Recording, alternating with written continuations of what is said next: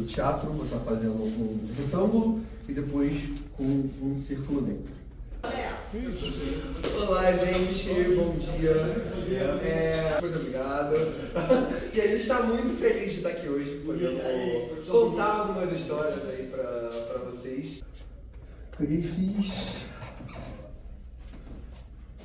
1, 2, 3, 4, 5, 6. Olá, muito bom dia, boa tarde, boa noite. Bom dia. William Shakespeare. 37, 38, 39. Olá, bom dia, bom dia, bom dia. Tudo bem? Sim, muito bem, muito bem. Espero que todos aqui estejam muito confortáveis, todo mundo aqui está bem, está tranquilo. Tomaram uma água antes de chegar, vão precisar ir no banheiro. Quanto mais eu conto história, quanto mais eu faço teatro, mais eu vejo como que esse ofício é difícil. Porque só essas boas-vindas, cara, nós ficamos horas e horas, tipo, muitas horas, fazendo, refazendo, e vendo com uma plateia e vendo com outra plateia para ver o que será que pode atingir melhor, bem entre aspas, essas pessoas, porque em cada processo a gente tem infinitas possibilidades. Então, qual é a melhor opção para esse processo, nesse momento, com essas pessoas? Que negócio difícil. Gente, meu nome é Marco, eu vou estar aqui dirigindo hoje o processo que eu fui. Fui convidado para este projeto, que é uma contação de história do Hamlet. Não sei se vocês estão cientes, já leram, ou gostam de Shakespeare, conhecem as peças dele. Mas as peças dele, assim, são peças complexas, muito detalhe, muita informação, são longas, então a gente tem que pegar muita coisa. E este processo vem de uma ideia de conseguir democratizar esta peça, trazer acesso a todas as pessoas.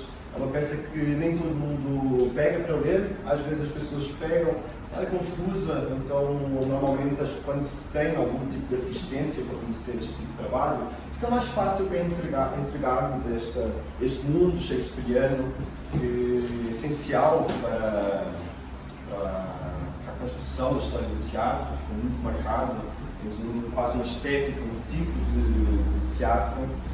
E pronto, a proposta ela é um pouco mais diferente, simplificada. A gente está no início, bem no início do projeto.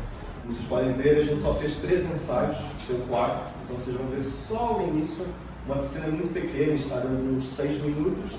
Mas eu achei que isso pode ser interessante, de qualquer das formas, a gente comentar, também trazer esse senso crítico para vocês, porque eu acho que é muito importante o ator também ter este senso de conseguir analisar a cena, para ele ajudar-se também a construir as suas próprias cenas, sabem? Perceber o que pode ser interessante, o que funciona, tirar aquela lógica do é bom, é mau, é sentir, pensar em algo mais prático. Eu analiso muito o teatro como ciência, uma coisa de estudo, esqueço muito aquela parte que vem depois. Eu acho que emoção, sentimentos, isso são tudo consequências do que a gente constrói aqui com as nossas ações. Portanto, eu vou sempre muito trabalhar nesta lógica de, principalmente de imagem. A gente vai experimentar aqui um pouco, o Filipe vai passar a cena, a gente vai tentar comentar um pouco o que são estas imagens que ficam, estas imagens que nos prendem, o que são as ações que ficam na nossa memória, porque na verdade é isso que nos faz ter atenção. Eu brinco muito que a gente na verdade vende atenção aqui, né? A gente está no palco, dá 10 segundos.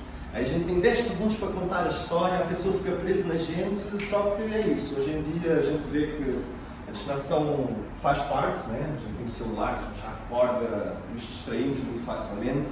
Então, hoje eu acho que o teatro ainda tem mais esta barreira de chamar, puxar, como a gente consegue puxar as pessoas para aqui.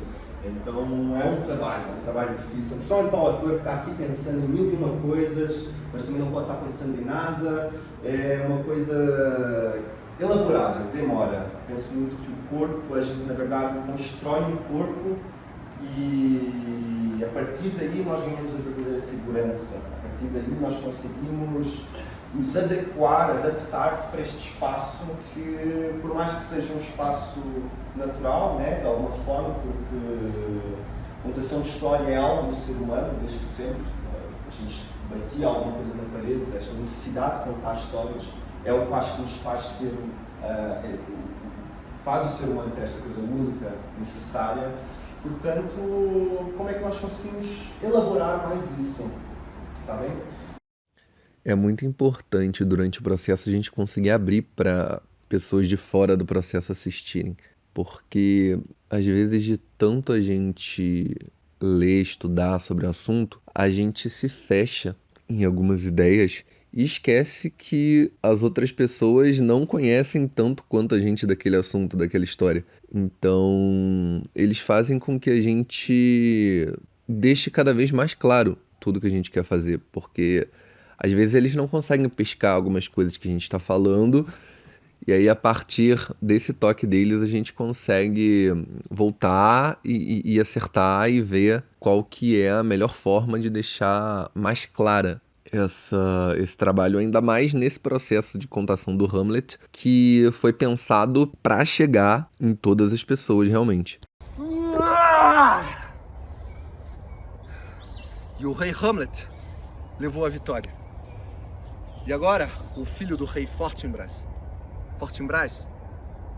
Júnior, se reúne com assassinos e foras da lei para montar um exército e tomar as terras que foram perdidas por seu pai. Mas existe dentro desta lógica do Hamlet que tu pegas o Hamlet pai. O Hamlet pai, ele é um guerreiro, como tu vês aqui. Eles desafiam-se para a guerra e eles vão para a guerra. Então nós sabemos que o Hamlet pai e o Fortinbras pai são grandes guerreiros também, que decidiam lutar tudo. A gente, mais para a frente, vai ter a relação com o Polónio. E a gente tem o filho dele, o Laertes, que também se entra... Agora, é isso, a gente pega Polónio, Hamlet e Fortinbras, e depois pega Fortinbras, Hamlet e Laertes para fazer. O Fortinbras filho, ele é tanto guerreiro como o pai. O Laertes, ele é de alguma forma tão, como é que eu posso dizer, manipulador na questão de... na retórica, na discussão, como o pai. O Hamlet não é um guerreiro como o Hamlet pai. O Hamlet é uma pessoa de estratégia que pensa em como vai fazer as coisas. E nessa lógica da peça de todas as personagens serem parecidas com o pai, o Hamlet não é parecido com o pai, mas há outra personagem que também funciona na estratégia, que também luta com o pensamento, que é o Cláudio. E aqui eu acho que a gente abre a possibilidade de uma lente de um dos conflitos do Hamlet ser esse, que é: eu sou mais parecido com o meu tio do que com o meu pai.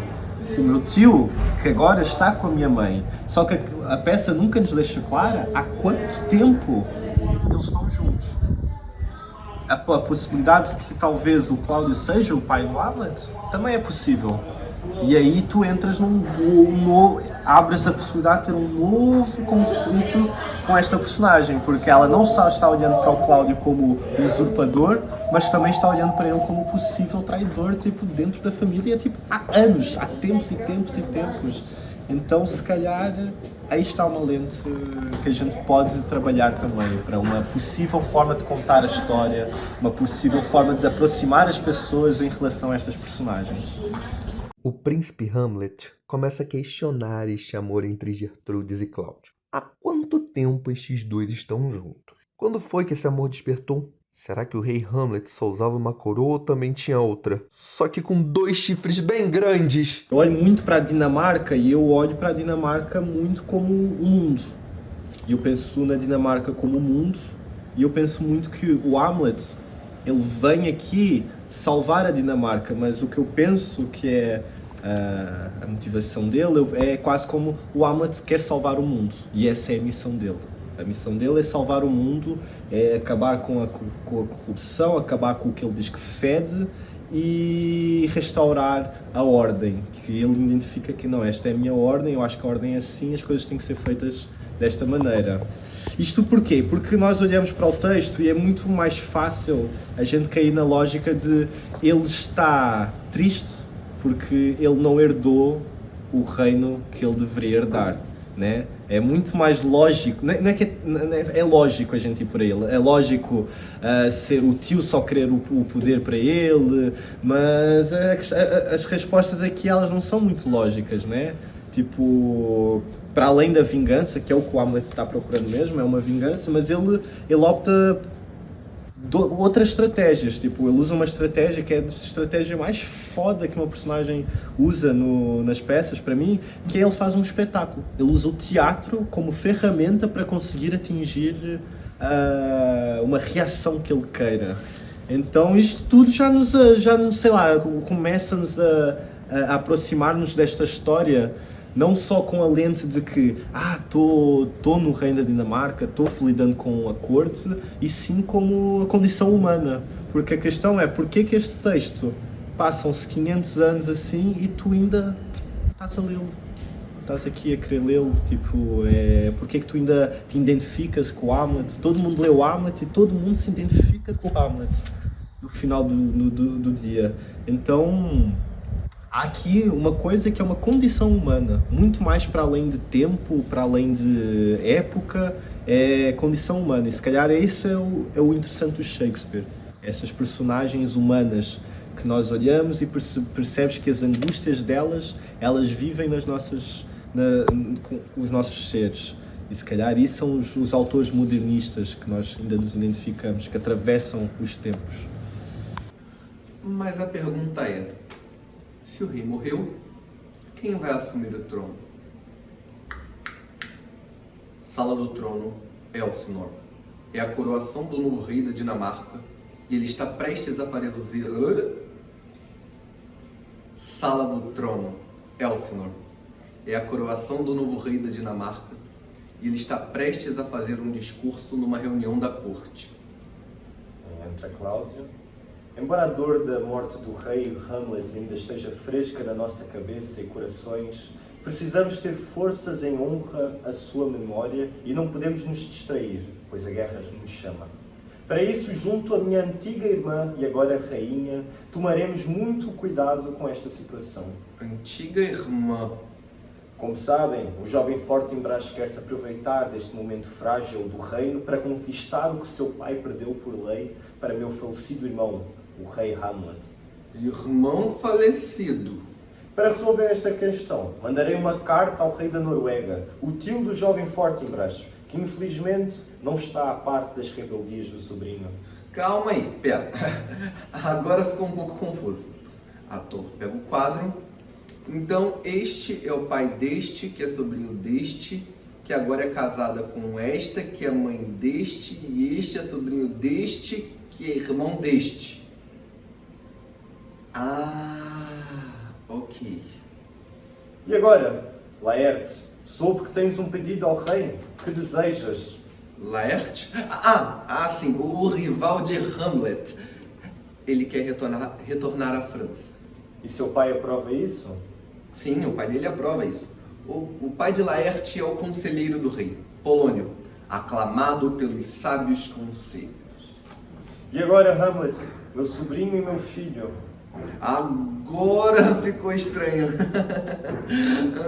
Cláudio, vai lá pra dentro. Quando eu precisar de você, eu te chamo. Mas então, o que vocês acharam desse novo rei, cheio de boas promessas e um ótimo discurso para nos encantar? Parece até alguns certos políticos que eu conheço. Mas aí vem o melancólico Hamlet. Mas quem não seria? Perdeu o pai e não virou rei? A mãe está agora casada com o tio e esse mesmo tio roubou o seu trono. Eu estou puto. E para piorar a situação, a sua mãe, a rainha Gertrudes, apoia o novo rei e pede para ele ficar. E para piorar esta situação, a sua mãe, a rainha Gertrudes, apoia o novo rei e pede para ele ficar na Dinamarca e não retornar a Wittenberg e continuar os seus estudos. A minha mãe não me deixa fazer nada e ainda justifica toda a minha dor na morte do meu pai. Claro, ele morreu não faz 2 meses e ela se casou com este suposto rei não faz nem 1 mês. A carne assada do velório foi servida já fria nas mesas nupciais. Teria preferido encontrar lá no céu o meu pior inimigo que ter visto este dia. O meu pai é um grande guerreiro é um guerreiro bravo e destemido, um homem de verdade. Mas eu não sou nada parecido. Sou cauteloso e estratégico. Parece alguém, né? Príncipe Hamlet, os soldados e Horácio avistaram um espectro durante a madrugada com a imagem do seu pai. Eles querem encontrar você na torre do castelo esta noite para tentarem resolver isso juntos.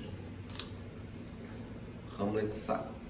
Então, eu quase sinto esta sensação com o espectro de que parece que ele reclama que ele foi dormir, que ele foi para o outro mundo e ele não teve nada, quase como se ele ficasse preso no purgatório, sabes? Um pouco alto da barca do inferno, que eles estão lá no purgatório ainda, não estão no céu, não estão no inferno. E quase como se este espectro ele tiver a única possibilidade dele encontrar a paz e o descanso seria com o ato de vingança com alguém. Ele, imagina, dentro deste ódio, este ódio humano que está se gerando, o rei, ele não cai na mesma dor que o Hamlet. O Hamlet começa e a primeira pessoa que ele critica é a mãe. A mãe é que fez aquilo, a mãe que faz aquilo. E agora o fantasma está a dizer, não fazes nada com a tua mãe. Mas ele também nunca diz, mata o teu tio. Ele só diz, vingança. Como tu vais fazer a vingança? Então parece que ele necessita de alguma coisa no mundo físico para encontrar a sua paz lá na frente. E aí ele vai poder ter todo este descanso. Talvez seja isso, talvez ele realmente só seja o fantasma do pai e, cara, vinga, honra o teu pai. Mas aqui, honestamente, não sei se a minha visão é, não sei se de alguma forma ele não ia, se fosse mesmo fantasma, eu acho que ele ia ter mais certeza, mais pontaria nisso, sabes? Como neste discurso. O discurso dele me dá dúvidas quando eu vejo. Eu sinto talvez essas dúvidas do Hamlet. Então é verdade. O espectro tem a imagem de meu pai. Não sei se devo acreditar nesta figura. Vai que é o próprio Demo tentando me enganar? Tô vendo que ele está me acenando, me chamando para próximo dele. E lá foi então Hamlet com Horácio e os soldados. Mas um pouco antes deste encontro, os outros 4 do castelo... Nossa mãe! Mas um pouco antes deste encontro, em outro quarto do castelo, a querida Ofélia se despedindo de seu irmão Laerte. Pega o quadro. Ofélia, irmã de Laerte, é a filha de Polônio. Ela é um passarinho dentro da gaiola e super vigiada por seu irmão e também por seu pai. Soube destes encontros entre você e o príncipe Hamlet e confesso que não gosto nada disso. Ainda mais agora que não estarei por perto para vos viajar. Tenha cuidado com ele. Só isso? Sim. E não esqueças de escrever ao teu irmão. Quero o melhor para ti. Tchau. Laerte sai. Que querido com a irmã. Não se enganem. Quem criou estes dois foi Polónio, o conselheiro do rei. Sempre com os melhores conselhos, mas sempre para o benefício próprio. Gosta de controlar a sua família para segurar o filho na ordem. Gosta de controlar a sua família. Para segurar o filho na ordem tem os conselhos mais sábios do mundo. Dá a ouvidos e a poucos a tua voz. Toma a opinião de todos, mas reserva a tua. Não peças emprestado e também não emprestes, pois quem empresta perde o amigo e o dinheiro. Por fim, ser fiel a ti mesmo e assim como a noite segue o dia, não serás desleal a nenhum homem. Você é conselheiro ou líder religioso? Mas o que Laertes e Ofélia falavam? Estou a ver também que gosta de uma fofoca. Laerte pedia para Ofélia ter cuidado com o príncipe Hamlet. Entendi. Tenho que me apropriar melhor desta relação entre os dois. Um amor tão jovem, cheio de falsos afetos. Preciso ver Ofélia urgentemente. Vou-lhe ordenar para não ver mais Hamlet. Eu obedecerei, meu senhor. Voltando ao nosso Hamlet, na torre do castelo, à meia-noite em ponto, estavam eles, Hamlet, Horácio e o soldado Marcelo. Aponta para o espectro. Hamlet entra. Aquele espectro tem a imagem do meu pai. Não sei se devo acreditar nesta figura. Ele está-me acenando. Me chama para próximo dele. Não me querem deixar entrar, mas o destino me chama. Tem algo de podre no reino da Dinamarca. Hamlet segue o espectro pelos corredores frios do castelo até uma sala. Algum símbolo do espectro? Eu sou o espírito de teu pai e não tenho muito tempo para falar, pois quando amanhecer, voltarei para o lugar de onde vim. Hamlet, escute com atenção. Disseram que a minha morte foi atirar uma cesta depois do almoço picado por uma cobra. Mas a verdade é que fui assassinado com o veneno de outro ser. Se alguma vez amaste teu querido pai, vinga esse assassino vil e antinatural. Vingança? Dá-me o nome do assassino. Foi o atual rei, que se diz agora teu tio e pai, Cláudio. Maldito. O Hamlet desperta o desejo de vingança e jura ao espectro que irá vingá-lo e trazer a honra de volta ao seu pai. Eu disse, são histórias cobertas de sangue.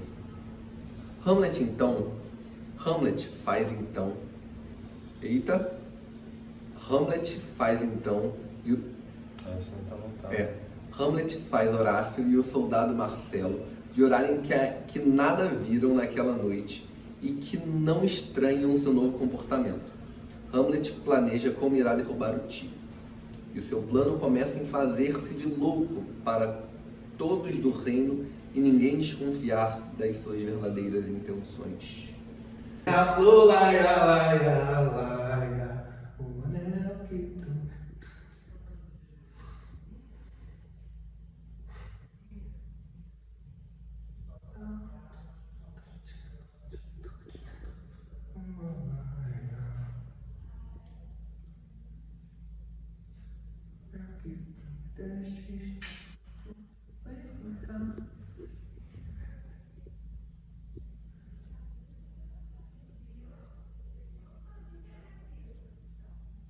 Olá, bom dia, tudo bem com vocês?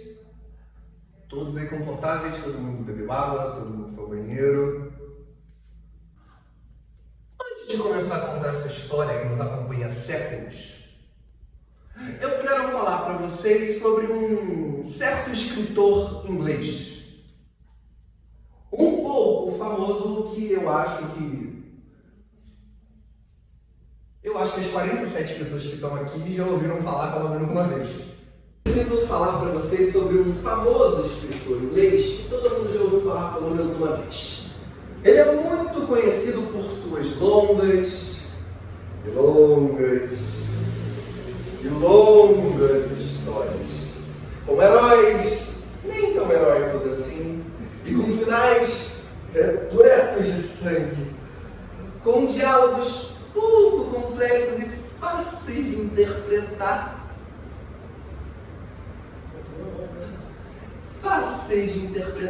Ou até mesmo de declamar, como a maior parte das pessoas gosta. Ser ou não ser? Eis a questão. Ou Romeu, oh meu Romeu. Já sabem de quem eu tô falando. Meu Romeu. Já sabem de quem eu tô falando.